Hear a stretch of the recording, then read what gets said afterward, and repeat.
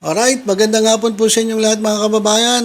Diretso na tayo, wala nang patumpik-tumpik pa. Okay. Ayon sa report ng bilyonaryo, mga kababayan, ito sa ating screen, ang nagmamay-ari ng sasakyan Cadillac Escalade na SUV na nahuli sa video na na nagkaroon po ng violation nang siya'y dumaan sa EDSA busway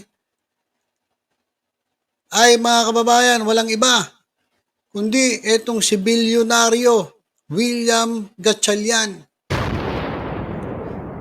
Sa kinahaba-haba din ng prosesyon, isa simbahan din ng tuloy mga kababayan. At sa ilang araw na pag-iimbestiga at pagtatago ng identity ng may-ari ng sasakyan ng puting yayamaning white Cadillac Escalade na SUV, ito, nalaman din at lumabas ang katotohanan. Ito ay pag-aari ng tatay ni Senator Sherwin Gatchalian. Tama naman si Senator Sherwin Gatchalian Sabi niya, hindi naman daw kanya. Hindi naman talaga kanya kasi sa kumpanya ng pamilya nila. Tama naman yun. Lusot naman yun Actually, lusot si Senator Win Gatchalian kasi hindi naman talaga nakapangalan sa kanya, kundi nakapangalan ito sa kumpanya ng pamilya Gatchalian. At paano nalaman yon? Kasi ito mga kababayan, itong sasakyan na to ay nakapangalan kay William Gatchalian according to the records of Securities and Exchange Commission o SEC. At ito mga kababayan, diretsuhan na tayo. Lakihan natin para at least alam na iba. Kasi baka sabihin naman, ang liit naman ng... Ito, mga kababayan, ito. Ayan Rule Breaking Cadillac 7 Exposed. Ayun ang masama, nakikilala ka, sikat ka dahil ikaw ay rule breaker. O gumawa ka ng o sumalungat ka sa batas, okay lang sana makilala ka na na masunurin sa batas, pero kaya ka nakilala dahil sumusuway ka sa batas. Ibig sabihin, pasaway. Itong pasaway na Cadillac na may number 7, mga kababayan. Ito na-expose na. Ito nga sasakyan na pag may-ari, ito ang may-ari po mga kababayan ay Orient Pacific Corporation. Okay, Orient Pacific Corporation. Ayan po yung sinabi dun sa press conference. Ang nagmamay-ari daw ay Orient Pacific Corporation. At sabi ng abogado, hindi na raw nila sasabihin kung sino yung may-ari. Kumbaga pinahirapan pa yung mga reporter. Kung gusto nyo talaga malaman kung sino may-ari, mag-search na lang kayo. Total, public naman daw yan, public document, yung incorporators nung kumpanyang anong kumpanya yon? Yung Orient Pacific Corporation.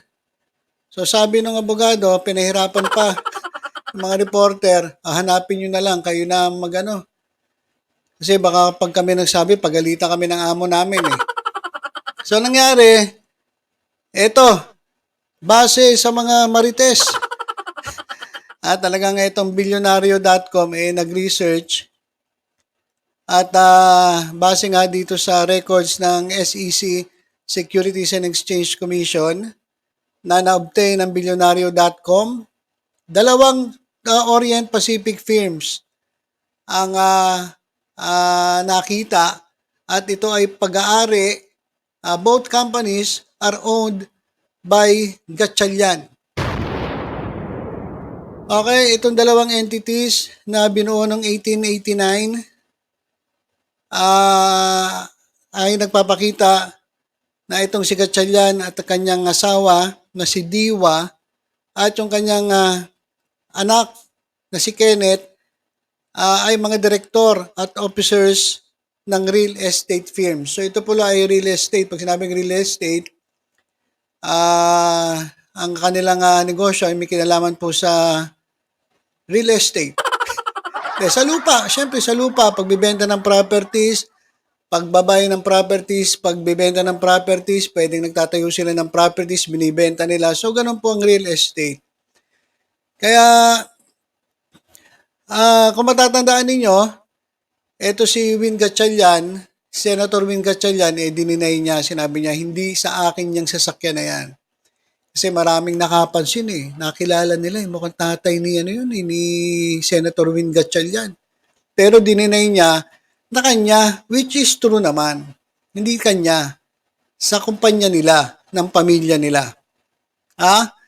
So ayan mga kababayan, sa tinagal-tagal naman ng medyo ilang araw din tayong nag-isip at pinahirapan, eto mga kababayan, eto na, lumabas na, ayon po sa bilyonaryo.com, ang nagmamay-ari po, ayon sa records ng Securities and Exchange Commission, at ayon na rin sa abogado, na ang pag-aaring ito, na ang sasakyan ay pag-aari ng Orient Pacific Firms, kung titingnan mo ang record, lumalabas na itong sasakyang ito na pasaway, madumaan sa busway na hindi naman bus.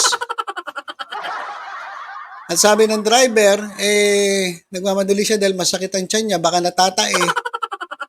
Ito po ay pag-aari ng tatay ni Senator Win Gatchalian na si Bilyonaryo William Gatchalian.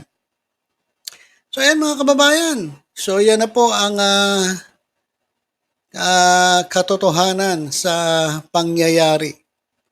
Ito po, itong nasa ating screen. Ayan po, si William Gatchalian, yayamanin. So wala namang problema kung kay William Gatchalian yan Ano ba problema ron? Siya ba yung nagdadrive? Hindi naman siya nagdadrive Kasalanan yan nung driver. Bakit pumasok doon? At sinalo na nga ng driver Sinalo na ng driver yung kasalanan. Natatay daw natatay. Masakit daw tiyan niya kaya pumasok siya ron. At humingi siya ng sorry at kasalanan niya daw talaga. Paulit-ulit. Kasalanan ko, kasalanan ko, kasalanan ko, kasalanan ko, kasalanan ko, hindi kasalanan na may-ari. Kasi pag sinabi niya kasalanan na may-ari, tanggal siya So ayan mga kababayan, sa hinaba-haba man ng prosesyon, sa simbahan pa rin ang tuloy at wala talagang sikretong hindi nabubunyag. Kaya dapat noon pa pwede mo naman aminin sir Diba? Kasi anong nangyari dito?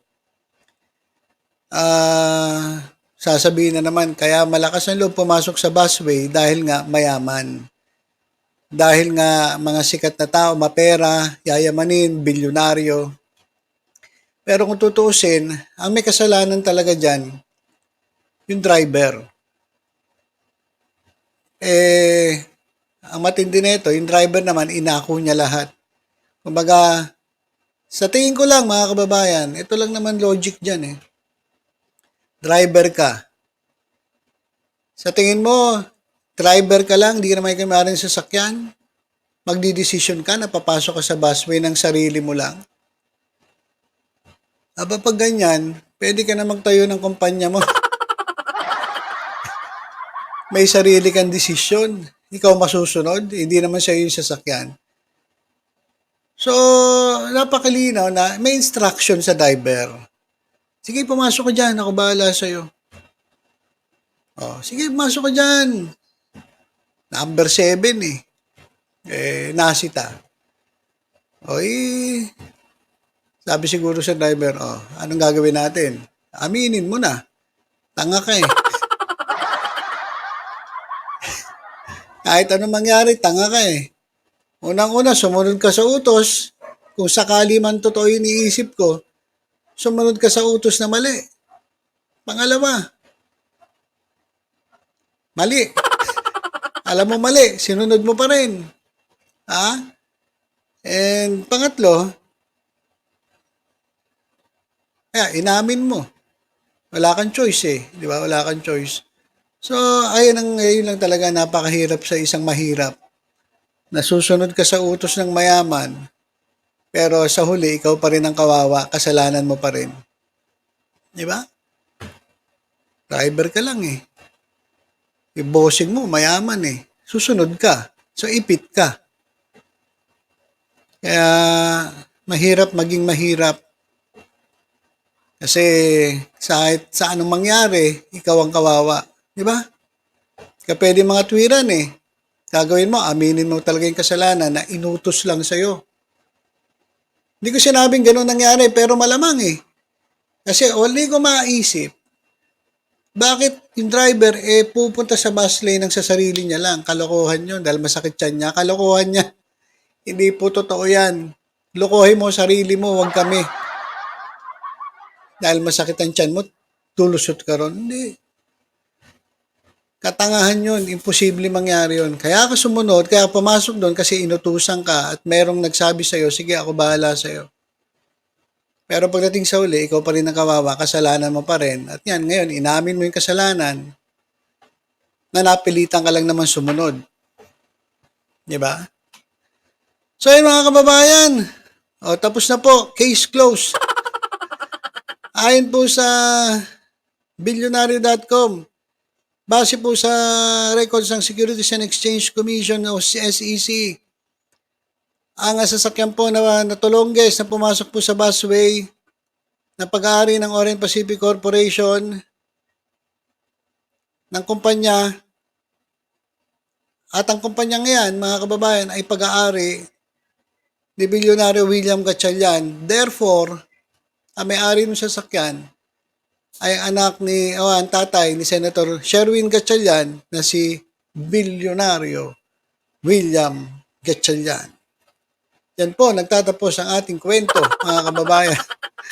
Yan po ang, medyo ilang araw din nating hinantay. At ito po, yan na po ang katotohanan. Yan po ang lumalabas sa bolang kristal. Okay, so yun lang mga kababayan.